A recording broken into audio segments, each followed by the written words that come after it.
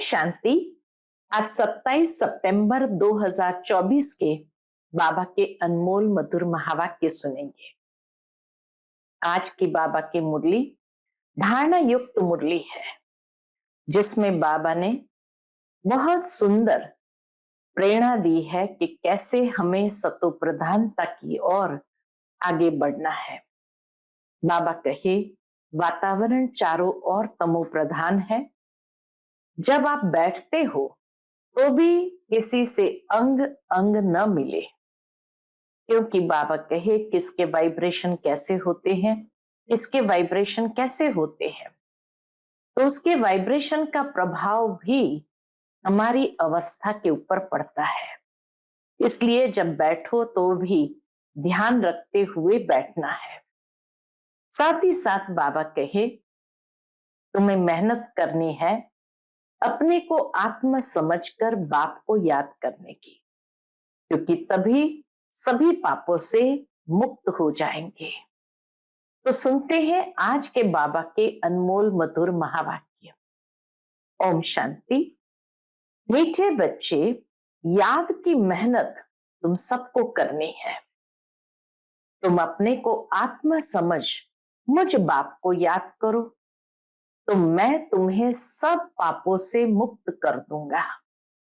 बहुत सुंदर ये गीता के मधुर महावाक्य है, जिसमें भगवान उवाच कि तुम मुझे याद करो तो मैं तुम्हें सर्व पापों से मुक्त कर दूंगा। आज की मुरली से प्रश्न है, सर्व की सदगति का स्थान कौन सा है, जिसके महत्व का सारी दुनिया को पता चलेगा? उत्तर है, आबू भूमि है सबकी सदगति का स्थान।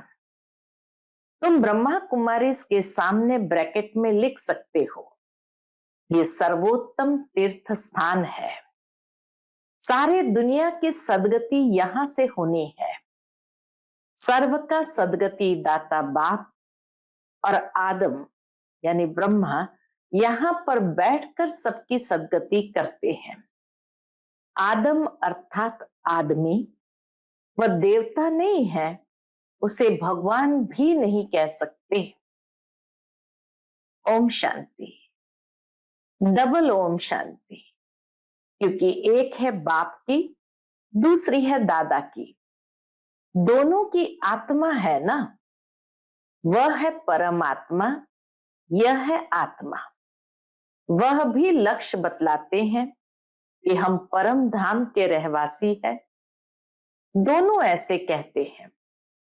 बाप भी कहते हैं ओम शांति, यह भी कहते हैं ओम शांति। बच्चे भी कहते हैं ओम शांति, अर्थात हम आत्मा शांति धाम की निवासी है। यहां अलग अलग होकर बैठना है। बाबा कहे, जब बाबा के सन्मुख बैठो तो अलग अलग होकर बैठना है। अंग से अंग नहीं मिलना चाहिए, क्योंकि हर एक की अवस्था में, योग में रात दिन का फर्क है। हर एक की अवस्था और योग की स्थिति में रात दिन का फर्क है। कोई बहुत अच्छा याद करते हैं, कोई बिल्कुल याद नहीं करते। तो जो बिल्कुल याद नहीं करते वह है पापात्मा, तमो प्रधान, और जो याद करते हैं वह हो गए पुण्यात्मा, सतो प्रधान। बहुत फर्क हो गया ना। घर में भल इकट्ठे रहते हैं, परंतु फर्क तो पड़ता है ना। इसलिए ही तो भागवत में आसुरी नाम गाए हुए हैं। बाबा कहे, भागवत में आसुरी नाम गाए हुए हैं, क्योंकि भल घर में रहते हैं, परंतु हर एक की स्टेज में फर्क है। इस समय की ही बात है। बाप बैठ बच्चों को समझाते हैं। यह है ईश्वरीय चरित्र। बाबा जो हम बच्चों को सिखाते हैं वह है ईश्वरीय चरित्र, जो भक्ति मार्ग में गाते हैं। सतयुग में तो कुछ भी याद नहीं रहेगा, सब भूल जाएंगे। बाप अभी ही शिक्षा देते हैं। सतयुग में तो ये बिल्कुल भूल जाते हैं।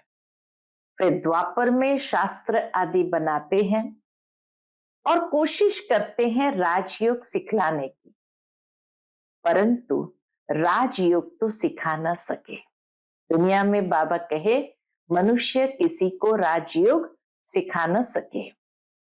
वह तो बाप जब सन्मुख आते हैं तभी आकर सिखलाते हैं।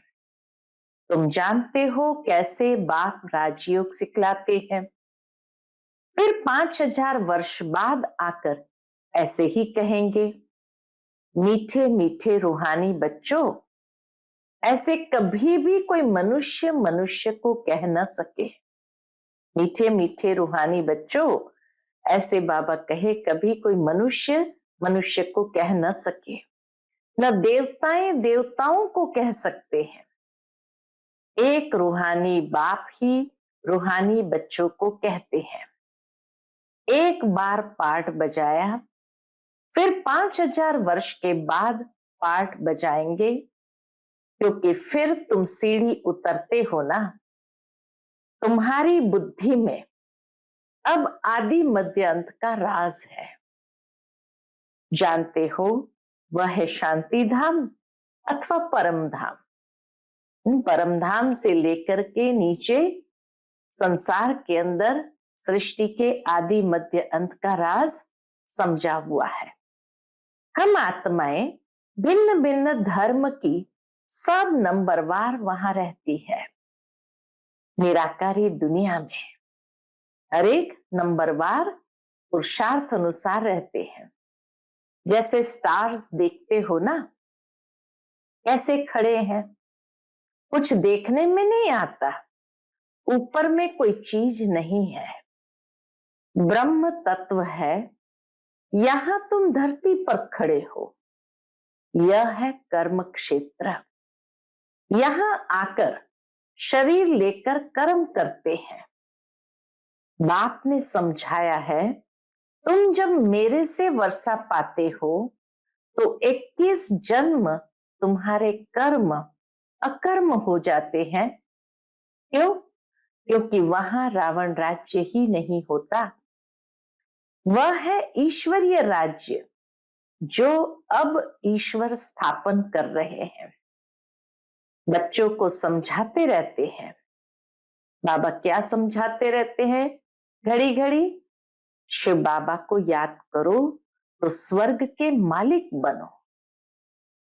स्वर्ग शिव बाबा ने स्थापन किया ना, तो शिव बाबा को और सुख धाम को याद करो। पहले पहले शांति धाम को याद करो तो चक्र भी याद आएगा। बच्चे भूल जाते हैं। चक्र कैसे याद आएगा? शांति धाम से फिर आत्मा नीचे आती है, पाठ बजाते हुए सतयुग त्रेता द्वापर कलयुग, फिर फरिश्ता स्वरूप होकर के फिर निराकारी दुनिया में जाते हैं। इसीलिए बाबा कहे पहले पहले शांति धाम को याद करो तो चक्र भी याद आएगा। लेकिन होता क्या है? बाबा कहे बच्चे भूल जाते हैं, इसलिए घड़ी घड़ी याद कराना पड़ता है। ये मीठे मीठे बच्चों, अपने को आत्मा समझो और बाप को याद करो तो तुम्हारे पाप भस्म हो। प्रतिज्ञा करते हैं। क्या प्रतिज्ञा करते हैं? तुम याद करेंगे तो पापों से मुक्त करूंगा। ये प्रतिज्ञा किसकी है? बाबा की प्रतिज्ञा है। बाबा प्रतिज्ञा करते हैं कि तुम याद करोगे तो पापों से मुक्त करूंगा। बाप ही पतित पावन सर्वशक्तिमान अथॉरिटीज है। उनको वर्ल्ड ऑलमाइटी अथॉरिटी कहा जाता है। वह सारे सृष्टि के आदि मध्य अंत को जानते हैं। वेदों शास्त्रों आदि सबको जानते हैं। तब तो कहते हैं इनमें कोई सार नहीं है। गीता में भी कोई सार नहीं है। बल व सर्व शास्त्र में शिरोमणि है माय बाप, बाकी सब है बच्चे। जैसे पहले पहले प्रजापिता ब्रह्मा है, बाकी सब बच्चे हैं। प्रजापिता ब्रह्मा को आदम कहते हैं। आदम माना आदमी, मनुष्य है ना, तो इनको देवता नहीं कहेंगे। एडम को आदम कहते हैं। भक्त लोग ब्रह्मा एडम को देवता कह देते, बाप बैठ समझाते हैं। एडम अर्थात आदमी न देवता है न भगवान है। लक्ष्मी नारायण है देवता। बीटिज्म है पैराडाइज में, नई दुनिया है ना, वह है wonder of the world. Paradise को कहेंगे वंडर ऑफ द वर्ल्ड। बाकी तो वह सब है माया के वंडर। इस दुनिया में जो कुछ भी देखते हैं, बाबा कहे ये सब है माया के वंडर। द्वापर के बाद माया के वंडर्स होते हैं। ईश्वरीय वंडर है हेवन, स्वर्ग, जो बाप ही स्थापन करते हैं। अभी स्थापन हो रहा है। यह जो दिलवाड़ा मंदिर है, इसकी वैल्यूज का किसको भी पता नहीं है। मनुष्य यात्रा करने जाते हैं तो सबसे अच्छा तीर्थ स्थान यह है।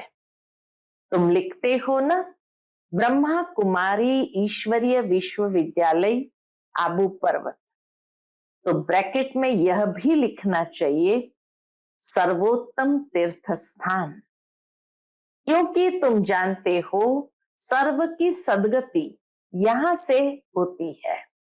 ये कोई जानते नहीं। जैसे सर्व शास्त्रमय शिरोमणि गीता है, वैसे सर्व तीर्थों में श्रेष्ठ तीर्थ आबू है। तो मनुष्य पढ़ेंगे, अटेंशन जाएगा, सारे वर्ल्ड के तीर्थों में यह है सबसे बड़ा तीर्थ, जहां बाप बैठ सबकी सदगति करते हैं। तीर्थ तो बहुत हो गए हैं। गांधी की समाधि को भी तीर्थ समझते हैं। सब जाकर वहां फूल आदि चढ़ाते हैं। उनको कुछ भी पता नहीं है। फूल चढ़ाएंगे लेकिन कुछ पता नहीं है। तुम बच्चे जानते हो ना, तो तुमको यहां बैठे दिल अंदर बड़ी खुशी होनी चाहिए। हम हेवन की स्थापना कर रहे हैं। अब बाप कहते हैं, अपने को आत्मा समझ मुझे याद करो। पढ़ाई भी बहुत सहज है, कुछ भी खर्चा नहीं लगता है। तुम्हारी मम्मा को एक पाई खर्चा लगा? निगर कौड़ी खर्च, पढ़कर कितनी होशियार नंबर 1 बन गई, राजयोगिन बन गई। बाबा कहे राजयोगिन बन गई ना, मम्मा जैसी कोई भी नहीं निकली है। देखो, आत्माओं को ही बाप बैठ पढ़ाते हैं। आत्माओं को ही राज्य मिलता है। आत्मा ने ही राज्य गंवाया है। इतनी छोटी सी आत्मा कितना काम करती है। बुरे ते बुरा काम है विकार में जाना। आत्मा 84 जन्मों का पार्ट बजाती है। छोटी सी आत्मा में कितनी ताकत है, सारे विश्व पर राज्य करती है। छोटी सी आत्मा में कितनी ताकत, जो सारे विश्व पर राज्य करती है। इन देवताओं की आत्मा में कितनी ताकत है। हर एक धर्म में अपनी अपनी ताकत होती है ना। क्रिश्चियन धर्म में कितनी ताकत है। आत्मा में ताकत है जो शरीर द्वारा कर्म करती है। आत्मा ही यहां आकर इस कर्म क्षेत्र पर कर्म करती है। आत्मा में ही ताकत है कर्म करने की। वहां बुरा कर्तव्य होता नहीं। आत्मा विकारी मार्ग में जाती ही तब है जब रावण राज्य होता है। मनुष्य तो कह देते विकार सदैव है ही। तुम समझा सकते हो, वह रावण राज्य ही नहीं तो विकार हो कैसे सकते। रावण ही नहीं है तो विकार हो कैसे सकते। वहां है ही योग बल। भारत का राजयोग मशहूर है, बहुत सीखना चाहते हैं, दुनिया में बहुत लोग सीखना चाहते हैं, परंतु जब तुम सिखलाओ तभी तो सीख सके, और तो कोई सिखला न सके। जैसे महर्षि था, कितनी मेहनत करता था योग सिखलाने के लिए, परंतु दुनिया थोड़ी जानती कि ये हठ योगी राजयोग कैसे सिखलाएंगे। चिमयानंद के पास कितने जाते हैं, एक बार वह कह दे कि सचमुच भारत का प्राचीन राजयोग सिवाय बीके के कोई समझा नहीं सकते हैं तो बस, परंतु ऐसा कायदा नहीं है। वो ऐसा कहे ये कायदा नहीं है। जो अभी यह आवाज हो, अब कहे अभी समय भी नहीं है, कायदा भी नहीं है, जो अभी यह आवाज हो सब थोड़ी समझेंगे, बड़ी मेहनत है, महिमा भी होगी पिछाड़ी में। कहते हैं ना, अहो प्रभु, अहो शिव बाबा आपकी लीला। अभी तुम समझते हो तुम्हारे सिवाय बाप को सुप्रीम बाप, सुप्रीम टीचर, सुप्रीम सतगुरु और कोई समझते नहीं। यहां भी बहुत है जिनको चलते चलते माया हैरान कर देती है तो बिल्कुल बेसमझ बन पड़ते हैं। बड़ी मंजिल है, युद्ध का मैदान है, इसमें माया विघ्न बहुत डालती है। वह लोग विनाश के लिए तैयारी कर रहे हैं। दुनिया के लोग बाबा कहे विनाश के लिए तैयारी कर रहे हैं। तुम यहाँ 5 विकारों को जीतने के लिए पुरुषार्थ कर रहे हो। तुम विजय के लिए, वह विनाश के लिए। बाबा कहे तुम विजय के लिए, वह विनाश के लिए पुरुषार्थ कर रहे हैं। दोनों काम इकट्ठा होगा ना। अभी टाइम पड़ा है। जब बाबा ने मुरली चलाई थी तो थोड़ा टाइम पड़ा था। हमारा राज्य थोड़ी स्थापन हुआ है। राजाएं, प्रजा अभी सब बनने हैं। तुम आधा कल्प के लिए बाप से वर्षा लेते हो, बाकी मोक्ष तो कोई को मिलता नहीं। वह लोग भल कहते हैं फलाने ने मोक्ष को पाया, मरने के बाद उनको थोड़ी मालूम है कि कहां गया। ऐसे ही गपोड़े मारते रहते हैं। तुम जानते हो जो शरीर छोड़ते हैं वह फिर दूसरा शरीर जरूर लेंगे, मोक्ष पा नहीं सकते। बाबा के बीच में मोक्ष पाने का कायदा नहीं है। ऐसे नहीं कि बुदबुदा पानी में लीन हो जाता है। बाप कहते हैं ये शास्त्र आदि सब भक्ति मार्ग की सामग्री है।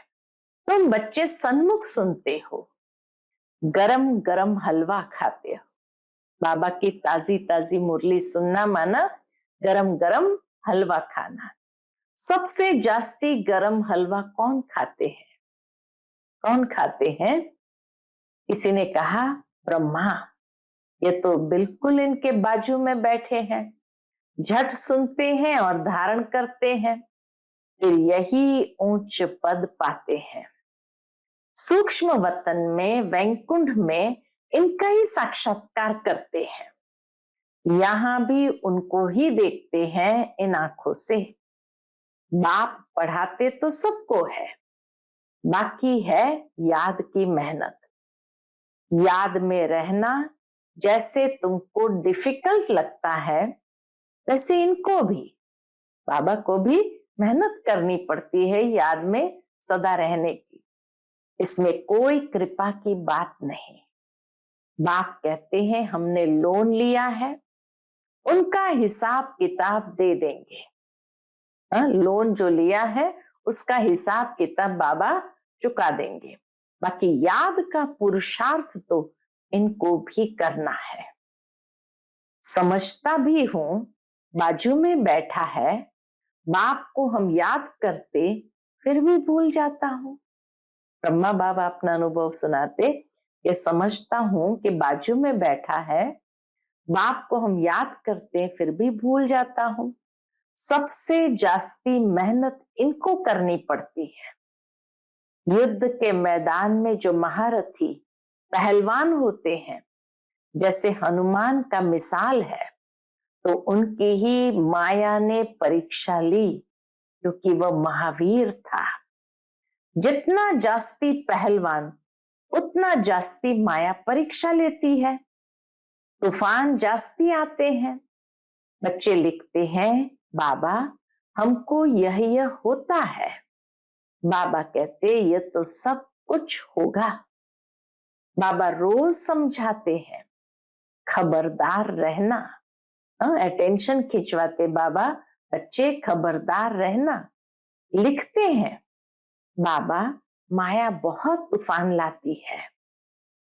कोई कोई देह अभिमानी होते हैं तो बाबा को बतलाते नहीं है। देह अभिमान में जो बच्चे होते हैं वो बाबा को सच बताते नहीं। तुम अभी बहुत अक्लमंद बनते हो। आत्मा पवित्र होने से फिर शरीर भी पवित्र मिलता है। आत्मा कितना चमत्कारी हो जाती है। पहले तो गरीब ही उठाते हैं। बाप भी गरीब निवास गाया हुआ है। बाकी तो वो लोग देरी से आएंगे। दूसरे लोग बाबा कहे देरी से आएंगे। तुम समझते हो? बाकी वो लोग देरी से आएंगे मतलब शाहूकार लोग देरी से आएंगे, उनका पार्ट लास्ट में होगा। तुम समझते हो, जब तक भाई बहन नहीं बने हैं तो भाई भाई कैसे बनेंगे? प्रजापिता ब्रह्मा की संतान तो भाई बहन ठहरे ना। फिर बाप समझाते हैं, भाई भाई समझो। यह है पिछाड़ी का संबंध। फिर ऊपर भी भाइयों से जाकर मिलेंगे। फिर सतयुग में नया संबंध शुरू होगा। वहां पर साला, चाचा, मामा आदि बहुत संबंध नहीं होते हैं। एक लड़का एक लड़की होंगे तो चाचा नहीं होगा, मौसी नहीं होंगी, चाची नहीं होंगी। बाबा कहे कई संबंध नहीं होते हैं। संबंध बहुत हल्का होता है, फिर बढ़ता जाता है। अब तो बाप कहते हैं भाई बहन भी नहीं, भाई भाई समझना है। नाम रूप से भी निकल जाना है। बाप भाइयों यानी आत्माओं को ही पढ़ाते हैं। प्रजापिता ब्रह्मा है तब भाई बहन है ना। श्री कृष्ण तो खुद ही बच्चा है, वह कैसे भाई भाई बनाएगा? गीता में भी ये बातें नहीं है। यह है बिल्कुल न्यारा ज्ञान। बाबा कहे यह है बिल्कुल न्यारा ज्ञान। ड्रामा में सब नून है। एक सेकंड का पार्ट न मिले दूसरी सेकंड से। कितने मास, कितने घंटे, कितने दिन पास होने हैं, फिर 5000 वर्ष के बाद ऐसे ही पास होंगे। कम बुद्धि वाले तो इतनी धारणा कर न सके, इसलिए बाप कहते हैं यह तो बहुत सहज है। अपने को आत्मा समझो, बेहद के बाप को याद करो। पुरानी दुनिया का विनाश भी होना है। बाप कहते हैं मैं आता ही तब हूं जबकि संगम है। संगम पर ही बाबा को आना है। तुम ही देवी देवता थे, ये जानते हो। जब इनका राज्य था तब और कोई धर्म नहीं था। जब लक्ष्मी नारायण का राज्य था तो और कोई धर्म नहीं था। अभी तो इन्हों का राज्य है नहीं, इसलिए इतने अनेक धर्म हो गए। तो बाबा कहे तुम अभी सब कुछ समझते हो। अच्छा, मीठे मीठे सिकिलते बच्चों प्रति माता पिता बाप दादा का याद प्यार और गुड मॉर्निंग। रूहानी बाप की रूहानी बच्चों को नमस्ते। हम सभी रूहानी बच्चों की रूहानी माता पिता बाप दादा को याद प्यार, गुड मॉर्निंग और नमस्ते नमस्ते। शुक्रिया बाबा, शुक्रिया। आज की मुरली से धारणा के लिए मुख्य सार है। पहली पॉइंट, अब पिछाड़ी का समय है, वापस घर चलना है, इसलिए अपनी बुद्धि नाम रूप से निकाल देनी है। हम आत्मा भाई भाई है, यह अभ्यास करना है, देह अभिमान में नहीं आना है। दूसरी पॉइंट, हर एक की अवस्था और योग में रात दिन का फर्क है। हर एक की मानसिक अवस्था और योग की स्थिति में रात दिन का फर्क है, इसलिए अलग अलग होकर बैठना है। अंग अंग से न लगे, पुण्य आत्मा बनने के लिए याद की मेहनत करनी है। आज का बाप दादा का मधुर वरदान हम बच्चों के प्रति है।